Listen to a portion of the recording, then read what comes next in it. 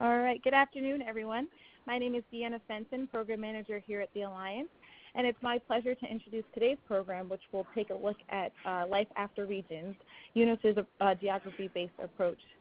We thank you all for joining us today, as I'm sure we have what will be a very informative presentation in store for you today. But before we go ahead and get started, I'd just like to take the next few minutes just reviewing a few brief housekeeping guidelines for you all. Now, for those of you who are new to our webinar platform, we ask that you take note of the chat feature, which is going to be located on the bottom left-hand corner of your screen. Throughout the duration of today's presentation, your audio lines will remain muted so that we can ensure the best audio quality for our speaker. So this chat will be used to pose your questions to our presenter during our Q&A discussion. That said, if you have any questions that come up during the webinar itself, please feel free to submit your questions at any time. Once the presentation has concluded, we'll go ahead and transition to our Q&A discussion, where our speaker will address as many of your questions as time allows. Now, additionally, as a friendly reminder, when accessing our webinars, we do highly recommend that you use the Chrome browser to ensure an optimal visual and audio experience. If you're already using Chrome and experience any audio issues, we do recommend reconnecting to the webinar using the phone number that was provided in your confirmation email. Should you need any further assistance, please feel free to contact a member from the Alliance team. Now, for those of you interested in our upcoming webinars, please take note. Our next transplant webinar is currently open for registration, and that will highlight expanding the donor pool through utilization of received marginal organs. So you can join us for that next week on July 14th, or actually, 2 weeks from now on July 14th at 2 p.m. Eastern. Additionally, registration is open for our next Get Connected webinar on navigating the world of antibodies and transplantation. You can be sure to join us for that on August 11th at 2 p.m. Eastern. For more information on all of our upcoming webinars and to ensure you have the latest information, please visit our website at organdonationalliance.org. Now, for those of you seeking continuing education credits, we are offering 1 CEPC credit and 1 nursing contact hour for this webinar. As always, there is a certificate of attendance that's available for you to claim. All of you will be eligible to claim either of these credits or certificate, but prior to receiving your certificate, you'll be asked to complete a brief online evaluation that will allow you the opportunity to provide your valuable feedback. If you're listening in a group, please be sure to get the evaluation email from your group lead. As a friendly reminder, you'll have 30 calendar days to claim your credit. Now, with all that being said, at this point in time, I'd like to go ahead and introduce our moderator for today's program, Melinda Fox, Transplant Administrator at the University of Kentucky. Melinda, it's great to have you with us today, and at this point, I'll go ahead and turn it over to you to introduce our presenter. Thank you. I'm honored to introduce our featured speaker, Dr. David Mulligan. Dr. Mulligan is a professor of surgery at Yale University and chief of transplantation surgery and immunology at Yale New Haven Health System. He's also currently serving as the UNOS president. His career in abdominal organ transplantation has spanned over 20 years, including training in various roles at Baylor, the Mayo Clinic in Arizona, and Yale. Dr. Mulligan has also served in various leadership roles within UNOS, AST, and ASTS, making him the perfect speaker for today's topic. I know we're all eager to hear more about Life After Regions, so I'll turn it over to Dr. Mulligan. Thank you very much, Melinda, and it's a real honor and a pleasure to be here, and I look forward to answering some questions as we go through the talk today. So what I want to cover today, and it's a lot of material because as you can imagine, there are a lot of policies that have been developed over the years as we've expanded transplantation so successfully to all the solid organs and now to the VCA grafts that we have a lot of different new materials to go through. I'm going to focus on what we're doing now and where we're going in the future as far as this talk is going to concern. And I want to talk a little bit about not only who we are and what we do as UNOS and the OPTN, but also talk a little bit about what we've had to do rapidly to adjust to COVID-19 pandemic and how we can protect our patients and help our centers to perform more efficiently and effectively and not lose the opportunity to save lives through organ transplantation. I'm going to talk about the current allocation systems and some of the new policies in development going forward for heart, liver, lung, kidney, pancreas, and the VCA transplants, and also talk about the future of something that we're trying to propose in all organ transplants, and that's the concept of a continuous distribution plan that would allow us to allocate organs without the use of boundaries as we've used in the past, and to try to move away from arbitrary boundaries and to utilize aspects of recipients and donors and the different factors involved in their different levels of need in order to try and prioritize organs to the right patients from the right donors.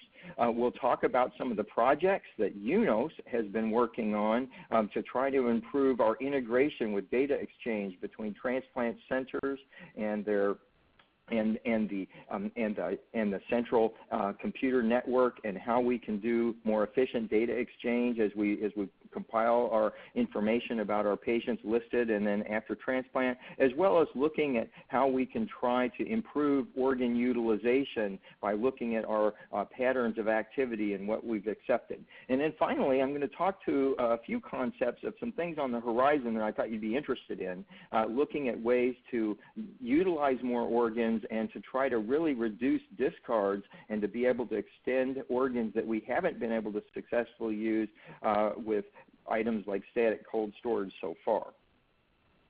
So first off, what is UNOS? So UNOS is a company that oversees the NOTA as a federal contractor of the OPTN.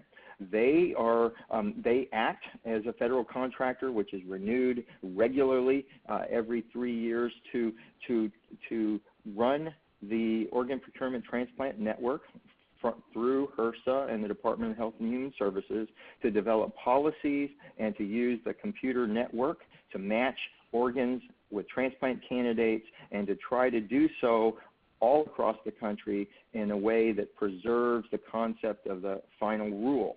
So you'll hear these terms come around if you're not familiar with them, and that's what they do. We have a board of directors that is a board of directors of the OPTN and also of UNOS, and we're very careful about trying to keep our roles separate but integrated with one another as we perform our functions. Now, we have to always prioritize patients for transplant, and the first step that we use is based on ensuring organs are compatible. We always want to check by blood type, height, weight, HLA status to see if organs are compatible from the donor to the recipient. And as you've seen and heard in the past, geography is an important factor. But it's not just important regarding boundaries. It's also important because preservation time needs to be as short as possible in order to maximize the organ performance after transplantation, or at least under the current static cold storage systems that we have today. And finally, the right sized organ into the right patient is critical, especially when it comes to pediatric transplantation. So we've had to adjust our policies to make sure that pediatric patients are always a top priority, especially when pediatric donors are needed. There are many factors that are similar with solid organs for transplant, but as you can see on this slide, many factors are unique to different organs. And when you look at the priorities that allocation of different organs, such as kidneys, look for, we have statuses that try to align the priorities for kidney allocation based on things that are looking at how long a patient may have been on dialysis, whether they've had a prior transplant, what their sensitization level is, what their distance is from the donor hospital, and their survival benefit. When we do, and that's very similar when it comes to a kidney, pancreas, and a pancreas transplant. And then when we couple two organs together, we have to figure how that fits best when we're taking a solitary organ and directing it to go paired with a different organ, and how that works best for the patients that are on the list, and who gets impacted the most when we do that, and how does that fit. When we look at lung, we're looking at survival benefit as well as a medical urgency, the distance, pediatric status, and how long a patient's been on the wait list. For liver, it's not so much about how long a patient's been on the wait list, but it's more driven by things like medical urgency and distance, and we try to drive liver allocation based on the sickest first as the strongest priority as we go along those, and that's very similar to what we do for hearts and heart-lungs. When we try to do all of these policy developments, we run into these concepts that you'll see here.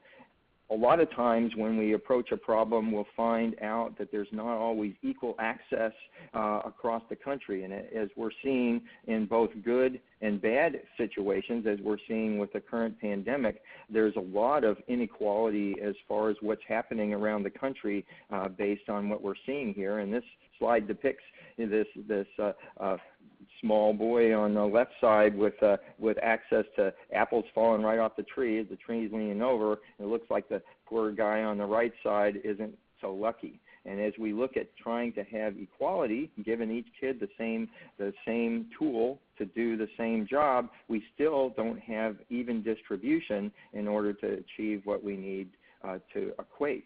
So we try to build tools to develop equity, and the tools allow us to try to balance that inequality and adjust to that. And so you'll find in many things that we do, our job is to try to create some equity, but ultimately what we ideally like to do is to achieve equity and justice, where we can not only have the right tools to do the job and provide the opportunities for equal access, but also to try to fix the system in a way so that we have equal access as well as appropriate tools so that everybody can benefit.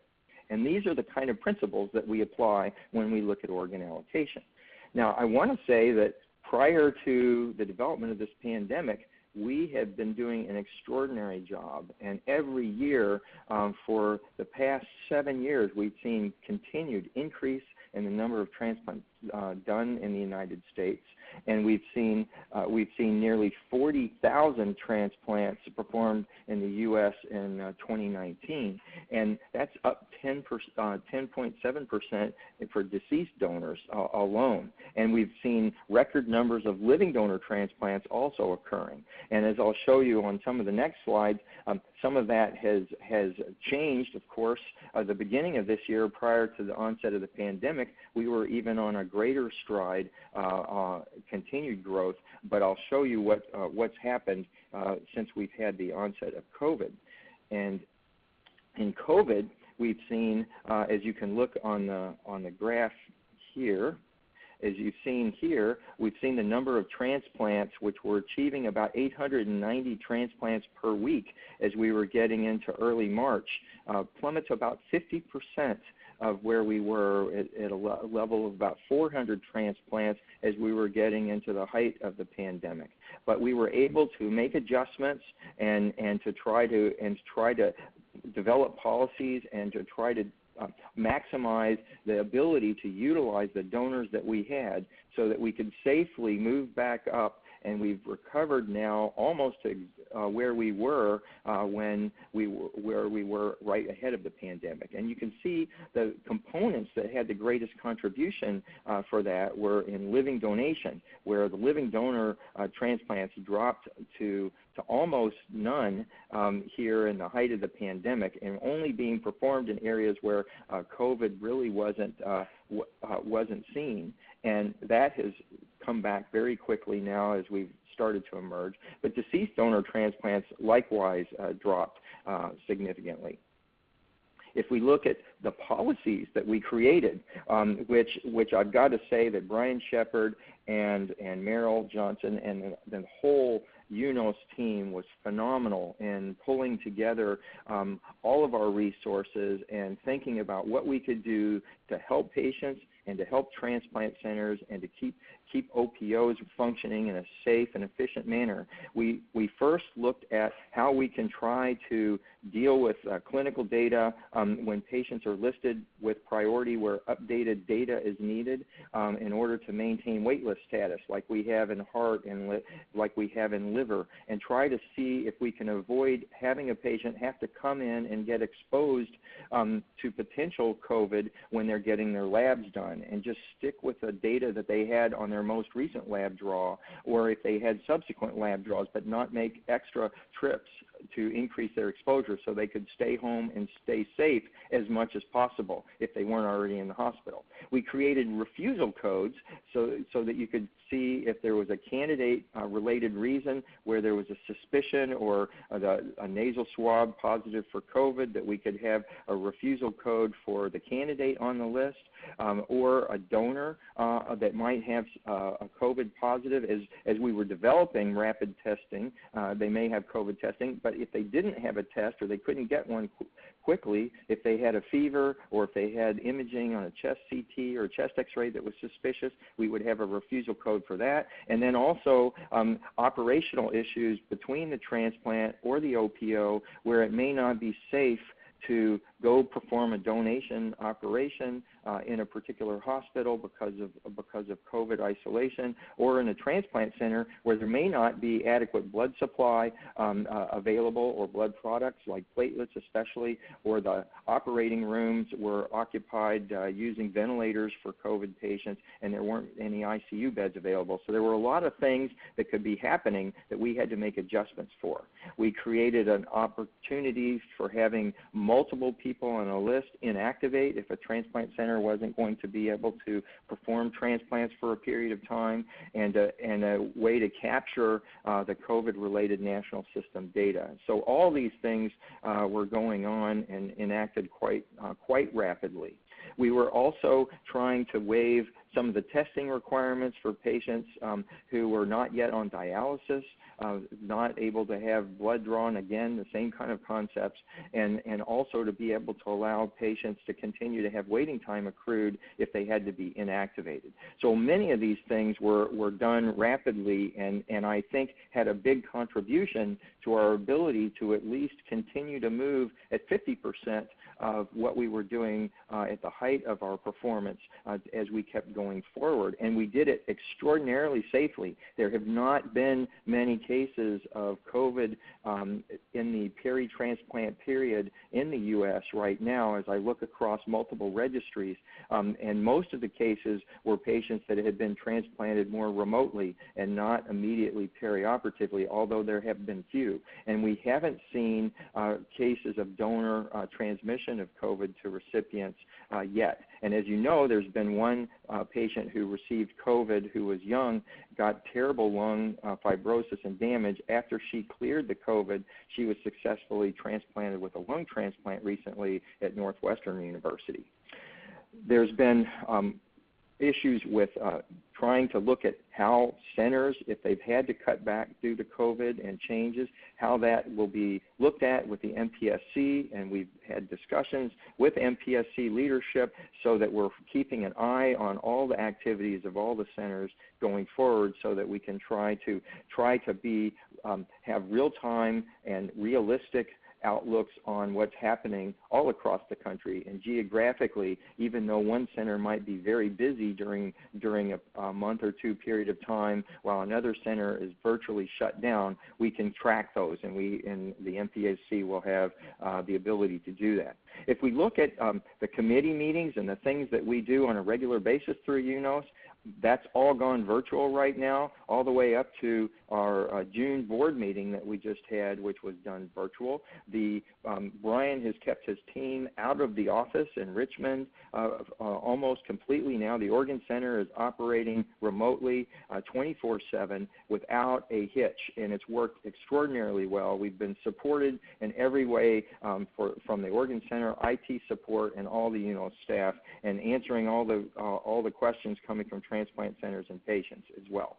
So as we've looked at COVID and the response to COVID, we've been able to see as we've moved through and in the recovery phase that the number of and percent of candidates that are being registered as new candidates has gone down, and the patients that have utilized several of these policies to try to benefit the patients and reduce their exposure has been present, but hasn't been a major impact. We've seen some delays in turning in some of the forms that we typically do during the time period as we're tracking our patients post-transplant and the living donor forms, and we've had some delays there that we expect will be coming back on as we go. So we're tracking that activity, and we've also seen, except for liver, that there's still a high up to 40 to 60% of the matches that were affected on one way or the other due to COVID-related issues on their codes. And so as we're coming through this and we're starting to see some recovery from this, as you saw in the graph, we're seeing more transplants. And just yesterday, talking with Brian Shepard, we were able to hear that we're starting to see some recovery of new listings as candidates are able to come through workups both in telemedicine and directly to get new candidates registration. So we've been able to do that. As you know, in everything that we've been doing, geography has been a huge issue that has, over the years, since the onset of many of our allocation policies that were reliant on donor service areas and our 11 UNOS regions. Over time, as the success of transplant has grown and as the wait list has grown, our allocation strategies using DSAs and regional boundaries has created a lot of disparities. And we've had a commitment to try not only to increase transplantation, but to try to come up with methodologies and policies that can be in alignment with the final rule to try to reduce disparities of access to life-saving organs. And through that, the concept of developing continuous distribution as a preferred model for distribution so that we're not having arbitrary boundaries, but we're taking distance from the donor hospital to the recipient in mind as we allocate organs, but keeping other factors like how sick the recipient is and what kind of quality the donor is and how that varies by different organs, and the other criteria that you saw that I mentioned on an earlier slide, by trying to keep those into appropriate levels of need and an appropriate strategy for those aspects, we can then distribute organs with appropriate priorities to move forward. So in lung transplantation, we see that the DSA as a concept of allocation was removed in the end of 2017, and we now use 500 nautical mile circle for lung distribution, as well as a 250 nautical mile circle. Heart, in January of last year, started to use 250 nautical miles, followed by a policy that was just approved for allocation of uterus and hands and arms, limbs, and face transplant for VCA that has been allocated out 500 nautical miles from the donor hospital.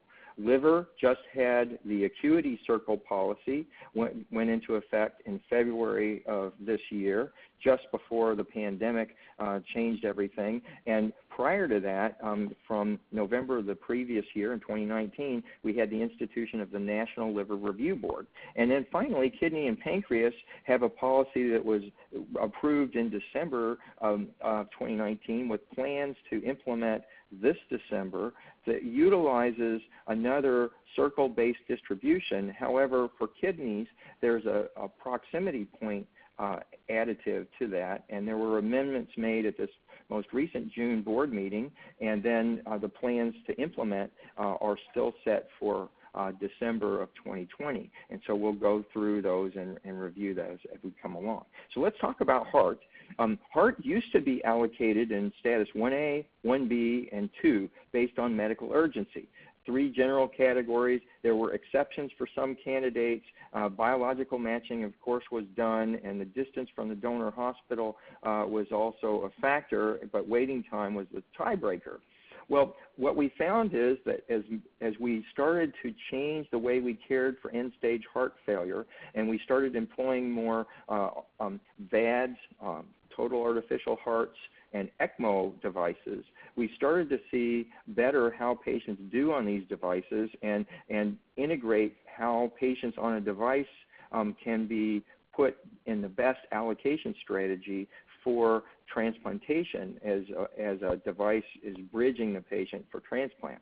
As we started to look at candidate risk with a device and without a transplant, we were able to identify more clear and distinct levels of urgency, and we created twice as many categories, or actually 6 levels of categories, where we could put the most urgent patient at the soonest and then broaden access to available hearts as we go along. So they created 6 new medical urgency statuses from the Thoracic Committee, and they were more specific, and each criteria has a large grid on a checkbox that I'll show you in a minute. But the criteria helped to define very clearly which patients were at greater need than others, and we were able to distribute hearts in a much broader area, going out 500 miles, and this was much better than we were able to do previously, where we had regional boundaries and DSA boundaries. And this is able to take our sickest patients and give them a much larger access to hearts that they didn't really have before, and not be able to lose waiting time in the process. So this is a snapshot of the 6 statuses that we have in heart allocation, and you can see patients on veno-arterial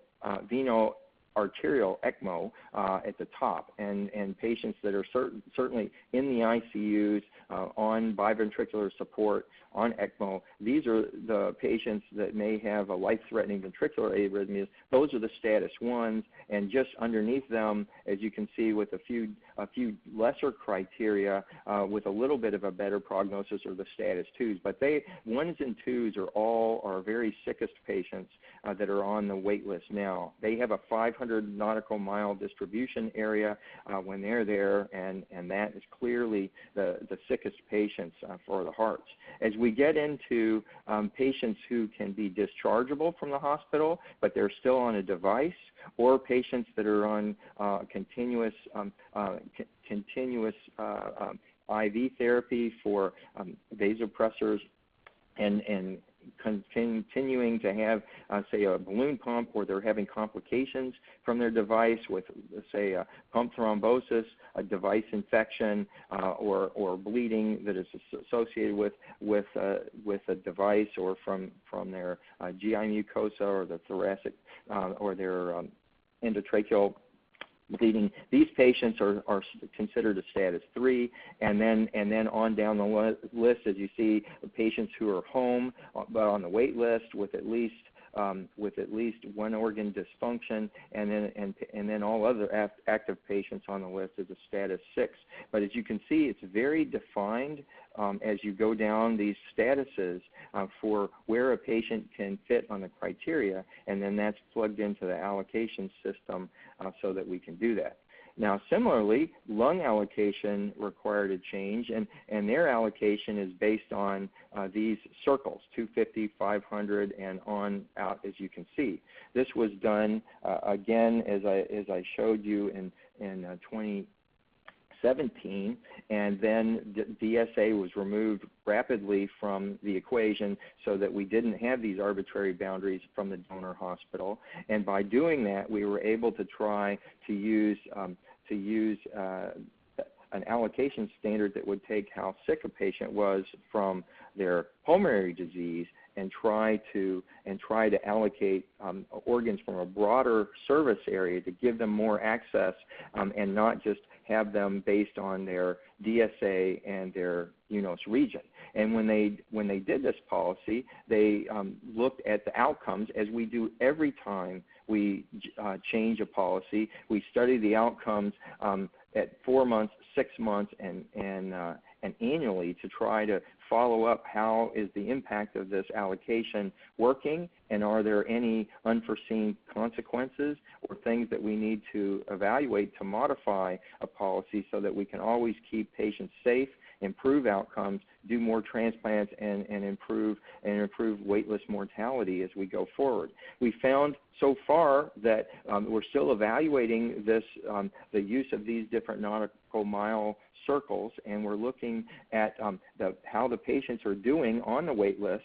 In some areas, there's no change in waitlist mortality, and other areas in the country saw a slight decrease in waitlist mortality. But overall, there's not a big change. We did see that there's more air transportation using a 250 nautical mile circle, but there's not been any slight increase in ischemia time, but no outcome increase. As a matter of fact, overall, on a national level, the outcome has been improved for lung transplants alone, and they have been able to use, as they're doing more flyouts, ex vivo lung perfusion. And using, when you look at those lungs, and also there's been more DCD lung recoveries that have been used for transplant. And so when you look at those opportunities, that's actually been able to increase lung transplants alone. And going forward, the hope is we're going to continue to see more transplants done and better outcomes for our patients. But as always, we're always looking for ways to improve, and we'll continue to tweak the system as we need to go forward. Lung is the first group that is developing policies for continuous distribution, as you'll see they'll present later. And the idea is to continue to refine the priority for the sickest patients and widen the access for these sickest patients so that we can optimize the system going forward. What about liver and the Acuity Circles coupled with the National Liver Review Board? So in April of 2019, National Liver Review Board was implemented. And this is a review board that's made up of members from transplant centers all over the country. We specifically asked for expertise in hepatocellular carcinoma, which is frequently, it's the most common use that we have for MELD exception scores, as well as in circumstances with pediatric allocation. In the past, when we would have regional review boards, many times certain regions wouldn't have a lot of expertise in pediatrics, or there was just a random amount of expertise in pediatrics or in HCC. So by mandating experience and focusing experience in groups of individuals who will be reviewing these exception cases, that makes the National Liver Review Board a more expert panel to maintain consistency and, of course, standardization of what happens in one part of the country is the same thing that's going to happen in another part of the country, which is something we never had before. So this was really important. And after that was rolled out in February of this year, we were able to roll out the enhanced liver distribution system using acuity circle allocation. And I'll talk to you about that a little bit. These both were a part of the Liver and Intestine Committee's directive to remove DSA and region from the allocation policy. And by doing that, we were able to change the distribution from DSA and region to circles of 150, 250, and 500 nautical miles. We were also using MELD or PELD score, that's the pediatric end-stage liver disease score, in increments of 3 MELD points from 37 to 40, 33 to 36, 29 to 32, and then 15 to 28 in these groupings. As we go 150, 250, 500, then we'd come back again for each of these. Any patient with a status 1A or 1B and any donor who's 18 years old or younger gets prioritized for a pediatric patient first and starts at a 500 nautical mile radius from the donor hospital. So people who are really sick or pediatrics get a priority from the get-go in those. We know that the organs from older donors and DCD donors are best utilized by centers who are more local to the donor because of ischemia time. Therefore, the policy for DCD and donors over 70 are offered first to centers within that 100 nautical mile center for MELD-PELD scores of 15 and up, so that they can be utilized more efficiently than by trying to get them distributed out in those MELD categories as we do for the standard donors. And as I said, the National Liver Review Board is tasked with reviewing exceptions, and there's a standard documents that are based on medically evidence-based medical practices, and we've looked at exceptions such as portal pulmonary hypertension, hepatopulmonary syndrome, and polycystic liver disease, hydrothorax, as well as HCC and metabolic liver diseases, to try to find out what exception weights should they be given. And when there's an exception score awarded, many times we use a median MELD at transplant -3 within a, initially it was within a 250 nautical mile circle, but that was then transformed to median MELD -3 at the transplant center at the transplant hospital. And these median MELD -3 scores are updated every 180 days. Now, this is something that's still being evaluated right now to look at potential modification of this by the Liver and Intestinal Committee as approved to continue to evaluate this from the Policy Oversight Committee.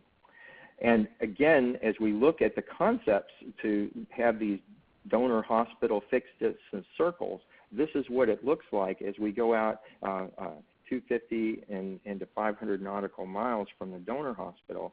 And this is, as we'll see with other circle-based allocations, it's a step toward a way that we can start looking at continuous distribution where we don't even need to have circle-based distribution going forward.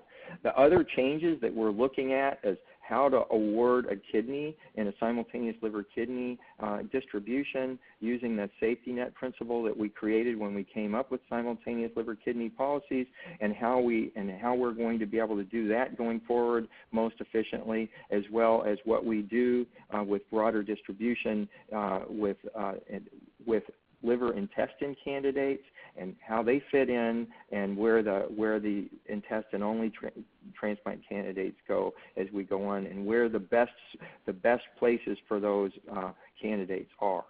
Well, let's talk a minute and change gears a little bit about kidney and pancreas. So I put more slides on this one as we're going into this, because kidney and pancreas is certainly something that we've had a lot of changes on recently, and the allocation policies are becoming very similar. Again, a path toward continuous distribution, but kidney and pancreas is something that hasn't been implemented yet as far as this new type of a system, and we're currently utilizing what you see in front of you on the screen. We have these 4 grids of sequence when a candidate is offered a kidney, and we can see that kidneys are prioritized based on their sensitization, and based on the time on dialysis, if there's a zero mismatch, and the like for kidneys based on the quality of the kidney based on the KDPI. And so as we look at the KDPIs and different groupings, we can see that adding a new allocation policy that tries to get rid of DSAs and utilize 250 or 500 nautical mile circles, we've got an opportunity to try to assign some priority in these different sequences across the board for utilizing these kidneys. And as we do that, we've come up with a policy that the board approved on the December board meeting this past December, where we're looking at a policy for the 250 nautical mile based circle, and they're adding to it proximity points which have been assigned within the circle and outside the circle that I'll explain in a second. The 250 nautical mile circle was a result of evaluation after public comment and further scrutiny by the kidney committee to try to optimize the local opportunity for transplanting kidneys from the donors closer to the donor centers as we currently have, but also add a mechanism that allows us to get kidneys to a broader sharing opportunity, especially for centers that are utilizing kidneys from more marginal donors, so that they have access to kidneys sooner, and for their patients who may have little access for kidneys without a broader sharing algorithm. And we use that to try to add these proximity points within the circles and outside of the circles. And graphically, the proximity points, I'll show you what they look like in a minute. It started out as 8 and 4, and now they're 2 and 4 proximity points based on evaluation of the distribution modeling, and based on public comment and what was considered a consensus that would be best for our patients all across the country. The idea with proximity points was to avoid sending the kidney too far if we didn't need to, just based on priority waiting time, and to reduce median travel time distance. And so that was what we were trying to achieve. Organ loss that could be a loss by having a longer ischemia time, the increase in cost for travel, and other last-minute refusal rates and higher, greater number of refusal rates, all factored into that in order to create this priority. And so that was what drove it. And this is how the proximity points work. The closer a patient is to the donor hospital, they get 2 points, and as they go out to the 250-mile circle, nautical mile circle from the donor hospital, they get a descending number of points back down to 0 at the 250-mile, and then candidates outside of the 250-mile start with 4 points and descend down as they extend out to 2,500 miles. And this has been evaluated multiple times by the SRTR and the Kidney Committee, and then presented to the board, gone out for public comment to review this policy and make sure that we're in compliant with the final rule and move toward, and again, this is a policy that is moving much closer to a continuous distribution allocation model as we move forward, which is really important. The themes that we have, that we heard from public comment, have to do on trying to be aware of the travel distance and cost, trying to be aware that we need to look at the variation in OPO performance, and some of the concerns on the modeling for kidney-pancreas distribution, as well as center impact on transplant volume. And there was a mixed amount of support, and concerns coming across.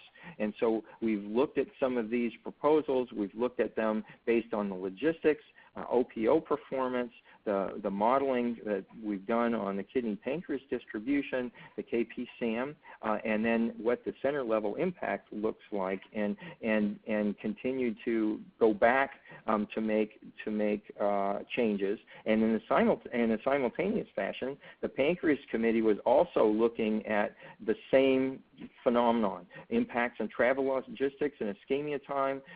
Was the amount of proximity points going to affect the distance that a pancreas would be shared, and therefore increase ischemia time on that pancreas and perhaps increase the loss of pancreas transplants? What would happen if more priority was given to simultaneous kidney-pancreas? How many kidney alone transplants might get lost to an SPK placement, and what was the impact of that? And then how do we deal with a facilitated placement when the center can't use a SPK and we need to get those grafts to another center and we don't have much time to work with for ischemia?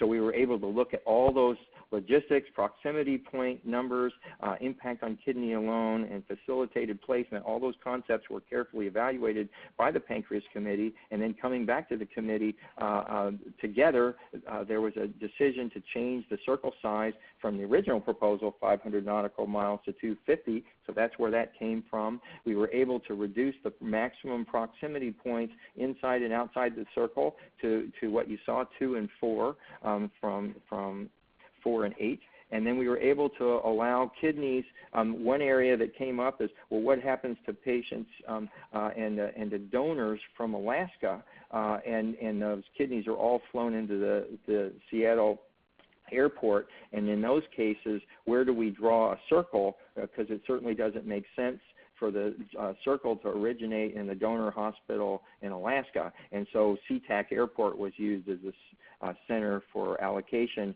for kidneys coming in from Alaska in Region 6. And so that's how we had evaluated it to date. And so the committee made the proposal in response to these public comments, and were able to make these modifications and recommended these suggestions going forward for adjustment. There are some additional policy adjustments that we're looking at based on urgent kidney status and making sure that we have appropriate criteria based on that as well. And we want to make sure that everyone, and when we come up with these policies, are following the compliance with NOTA and the final rule when it regards to making the criteria on sound medical judgment, patient safety, detailing qualitative evidence of logistical challenges, as well as broadest feasible distribution, and try to make sure that the candidate's place of residence does not determine their access to transplant for these transplanted grafts.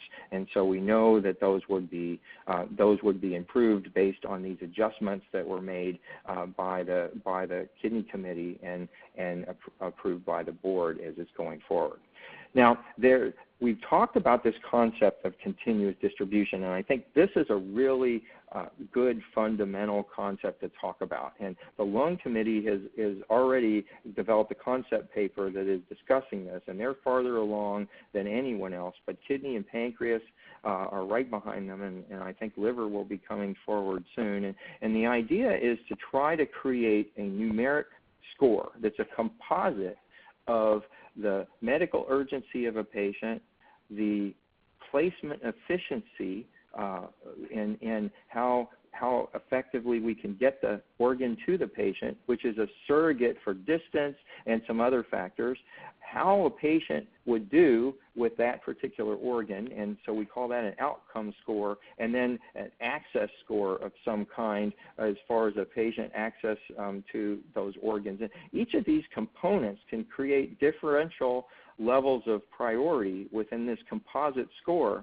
to come up with a numeric score that could actually prioritize a patient in a different way. So for example, when a lung team was trying to look at how they could create a category here, they're able to see here, and I'm sorry it didn't come through in the legend, but they're able to take those components that we talked about on the previous slide and add them together, and it may be that ischemia time and the medical priority may not be as high as what we see in patient D here, who has the highest medical priority, but it may be that when you factor in some of the other factors that we talked about that would be a significant effect or like an outcome for a particular patient, that those factors may, when they're combined in a composite score, outweigh just medical urgency alone or just distance alone.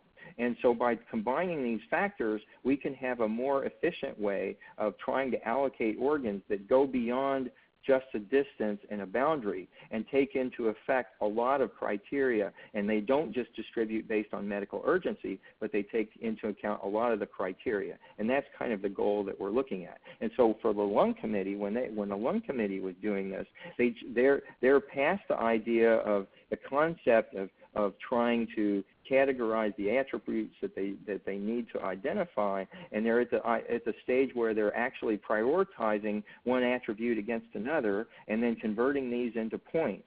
so they can build a framework that can go into modeling and then come out in January with a public comment on a policy proposal to use continuous distribution, and hopefully that'll be coming to the board next summer. And so this is what the continuous distribution sequence is like, and this is where the lung committee is, followed by kidney and pancreas, then liver, intestine, and finally heart and VCA across this timeline. As we look at the projects that are coming forward, as I mentioned with UNOS, there are a lot of great projects that UNOS is doing beyond just serving as the OPTN manager. They're also developing their own computer projects to make our jobs easier and more efficient, and to come up with creative ways for us to do a lot of things, tracking organs and many things. But one of the things they've been working on are these application program interfaces, so that UNOS and tie-dye and all the electronic forms that we need to constantly populate, and have multiple FTEs in our transplant centers trying to provide information and fill out forms and get them done very efficiently and accurately, so they can communicate with our electronic medical records. If we had these APIs that could connect, like a bridge connecting the UNET computer system with our medical record computer system, we can now have fluid flow of information back and forth from our transplant centers. And so there's been a lot of work done on that, and we already have these areas within transplant center management, public reporting, and OPO management already in place through UNET right now. And there are a multitude of calculators that are available to help transplant centers as they're looking at the calculations based on their patient criteria, beyond just CPRA and MELD. We've got multiple calculators that are available now. So even though this slide was just developed a few months ago, this continues to grow at a rapid rate that has been helpful. And as you look at the number of centers that are involved, this list is also growing quite rapidly. And if any of your organizations are interested, please take a look at that link on the top of the slide, and please contact or reach out to your regional administrator to see if you can get involved in this, so that you can help your center start more integration.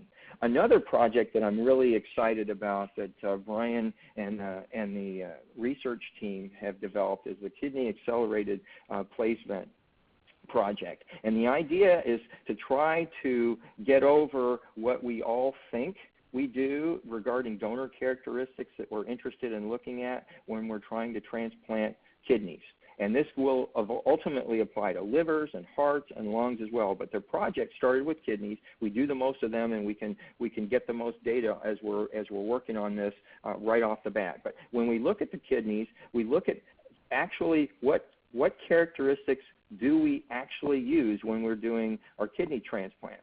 And so based on the criteria that we actually accept over the past 2 years, those programs that are accepting these marginal kidneys and using those are then determined to be candidates to use this accelerated placement project. The donor characteristics that define what these marginal kidneys are based on their KDPI and age, and the criteria you see here at the screen, DCD kidneys, as well as other factors. And when kidney transplant centers are actually using these kidneys, they are offered an opportunity to accept a donor that has the same criteria or worse criteria when it's coming up for organ offer. And the idea is that as we look now, the kidneys, kind of the worst of the worst, with high KDPIs over 80,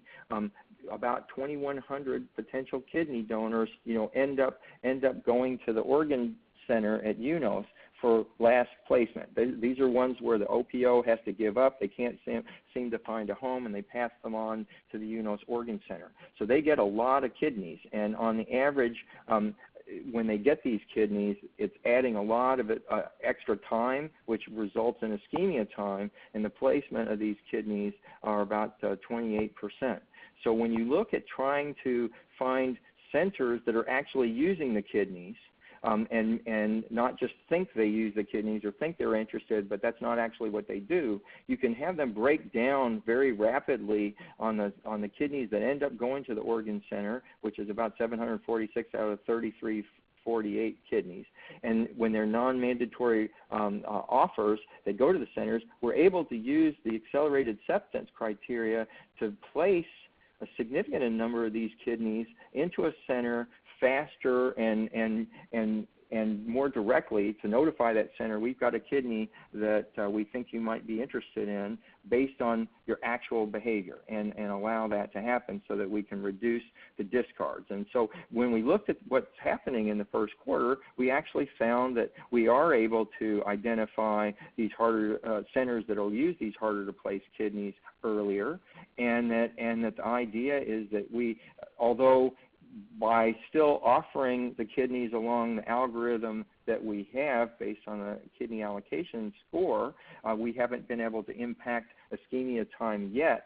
Moving forward, I think that utilizing this research, we can find ways to then have the centers that are utilizing these kidneys be able to get these offers earlier and take the kidneys sooner.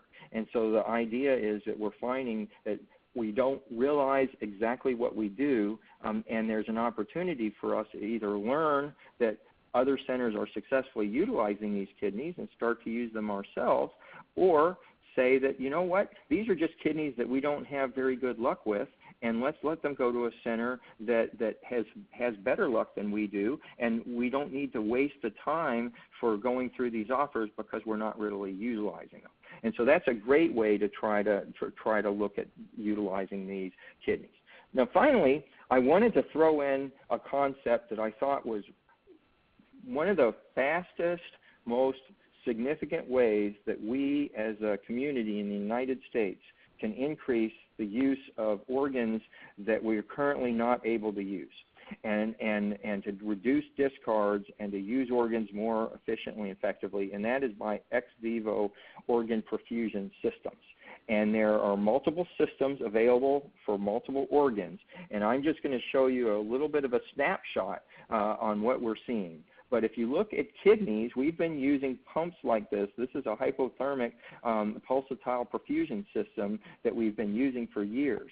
The data on hypothermic machine perfusion in reducing delayed graft function compared to static cold storage is significant. And it's been significant for many years, both in Europe and the United States. And there's no question that as we get into more marginal organ donors, as well as the DCD donors, the reduction in delayed graft function is almost 50%. And so these machines cost about $20,000 with a 20% depreciation to the OPOs. There's about $900 in disposables, which is about $1,100 per graft. Per patient, the cost of cold storage is about $234, but the cost of hemodialysis per treatment is $652. So you can imagine if you just look at it from a financial standpoint, avoiding dialysis in half of the patients and length of stay being shorter, all the effects that we have are significantly improved by looking at machine perfusion. These same phenomena occur with hearts. Even DCD hearts have been able to be recovered using ex vivo perfusion systems, and the assessment of a heart as whether or not a marginal heart is going to be successfully transplanted or not has been a lot of the improved graft survival that we've been able to see, and we've also been able to see that by looking at oxygenation, energy and nutrients that are going on in the heart as it's on the ex vivo perfusion machine, that there's an opportunity to try to improve hearts going forward to make hearts that we can't use usable. Now, the same thing happens with lungs, and there have been a lot of work looking at lungs ex vivo. Lungs didn't have as much cold storage problems as far as the pulmonary parenchyma, but the bronchioles had a lot of bronchiolitis obliterans. Using these devices, they've been able to extend lungs even longer to treat things like pneumonia, to be able to utilize lungs that we would never consider for transplant in the past. And lungs that have been on ex vivo lung perfusion have better oxygenation and a lower primary graft dysfunction when compared to lungs that are just on cold storage. So this is a huge game changer and has been a very successful model for DCD lung recovery as well. And then finally, liver. Liver has multiple systems. These are 4 of the most common systems that we see now and are all being used in the U.S. on trials, but being used rampantly in Europe and in Canada.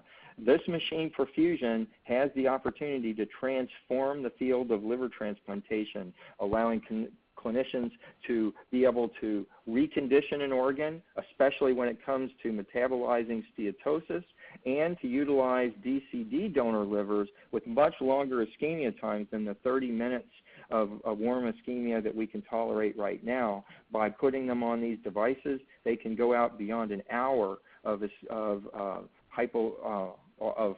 normal thermic ischemic time after a DCD recovery is done, and these organs can be safely used even from 60 and 70-year-old DCD donors, even with steatosis, and successfully be able to use them for life-saving transplants. We couldn't even imagine doing that right now with the systems that we have in the U.S.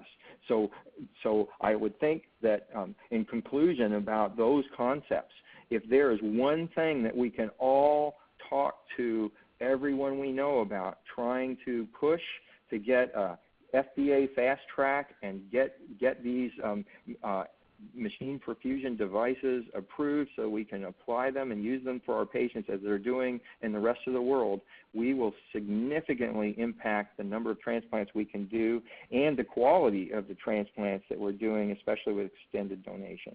So with that, I know it's a lot of information, but I want to thank you so much for the opportunity to present to you, and happy to answer any questions. Thank you. All right. Thank you, Dr. Mulligan. We're now going to go ahead and briefly open up the floor for questions, but just as a quick note, we do recognize that we're running a bit over the hour time frame, so we certainly want to be respectful of your time. So if you do want to stay with us for a few additional minutes, you're welcome to do so. We'll do our best to address as many of your questions as we can, but if need be, we'll be sure to follow up with you all via email. So for those of you who do have any questions for Dr. Mulligan, please feel free to submit them using the chat feature. Just as a reminder, that's going to be located on the bottom left-hand corner of your screen. Additionally, during the Q&A session, I will have this poll up. So for those of you who are still with us, if you can just complete this poll and let us know how many people are participating in your group. If you are participating as a group, that would be greatly appreciated. So with that being said, I'll go ahead and turn it back to Melinda to begin facilitating the Q&A discussion. Thank you. Thanks. Our first question is, how will the OPTN plan to accommodate OPTN codes for dispositions like refused by region and so on?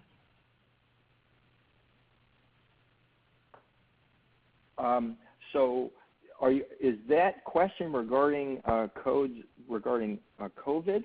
I'm not really sure I understand what the refused by region is referring to.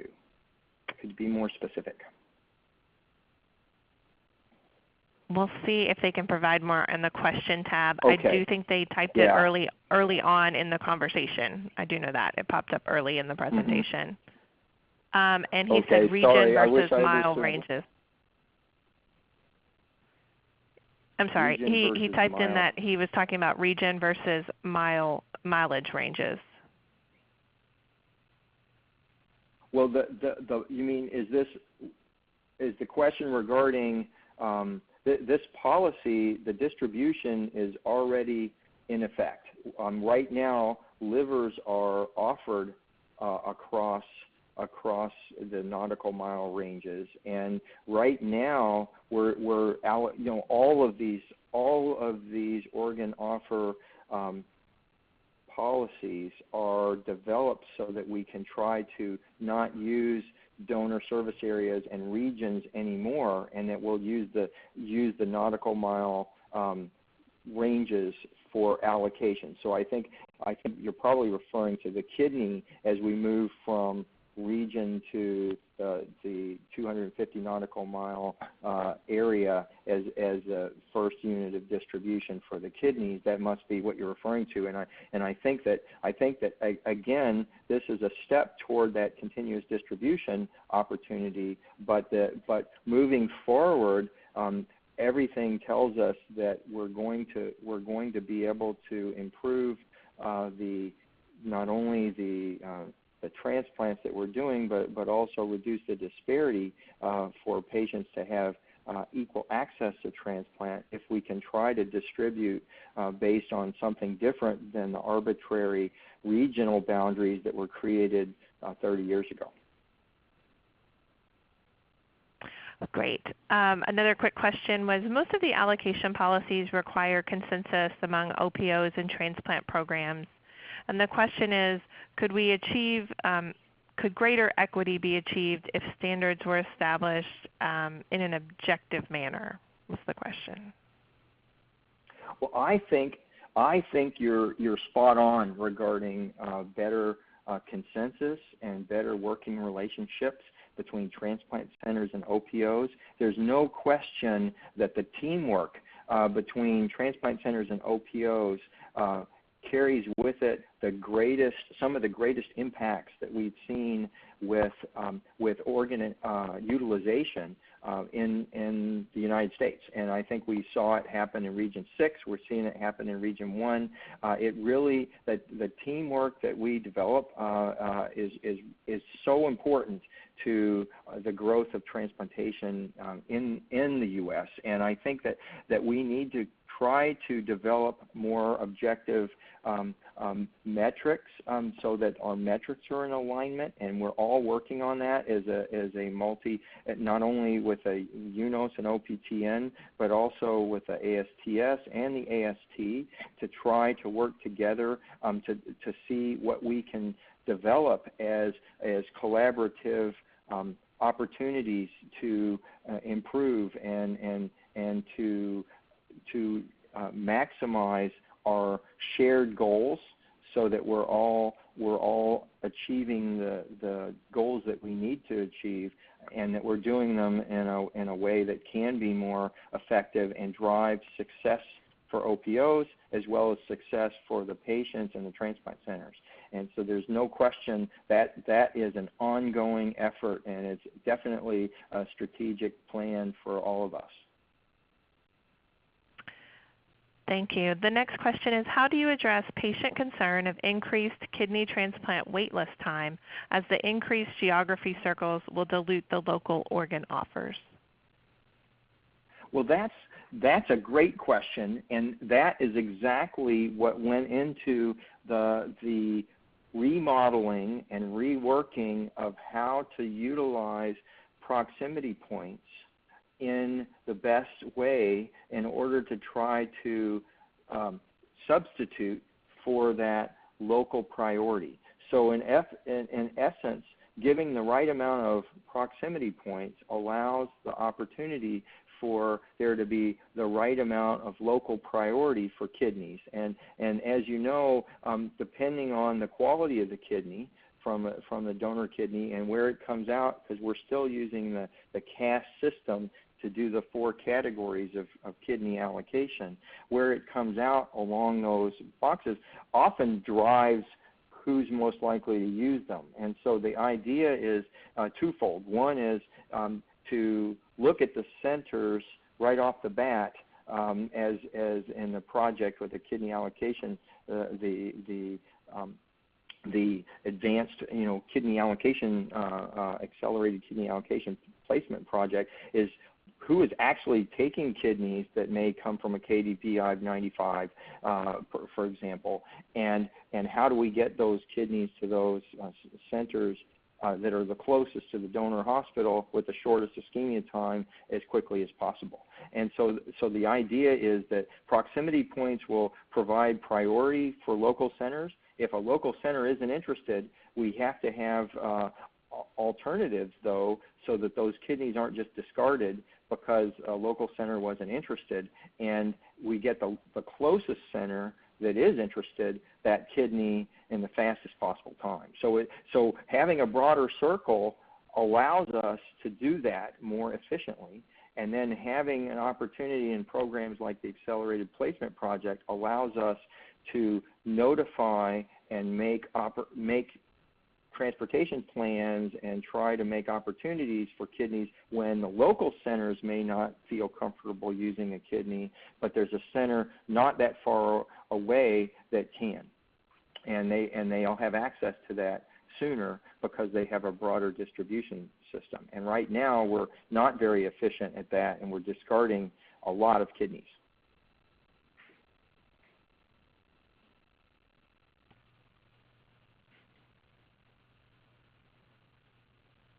Don't see additional questions at this point, and I know we're over time by 10 minutes. Any last minute questions? So much information. It was great information. There's so much. I'm so sorry that it was so much information. But hopefully everybody enjoyed it. Yeah, it looks like we have another comment here that just says, thank you so much, great information. So with that, I think we can go ahead and conclude our Q&A discussion. But before we wrap up, I just want to once again thank you, Dr. Mulligan, for what I think was very timely and well-needed discussion. So thank you for all your efforts in putting this together. And furthermore, I want to thank Melinda for helping us facilitate today's discussion. So thank you both for all of your efforts. And additionally, to our participants, as always, we're grateful for your participation, and we thank you for hanging on with us for a few additional minutes while we addressed your questions. If there are any additional questions that any of you have, please feel free to submit them, and we will follow up with you via email. But with that being said, I'll go ahead and conclude today's webinar. And so I wish you all a wonderful rest of your day. Take care. Sure.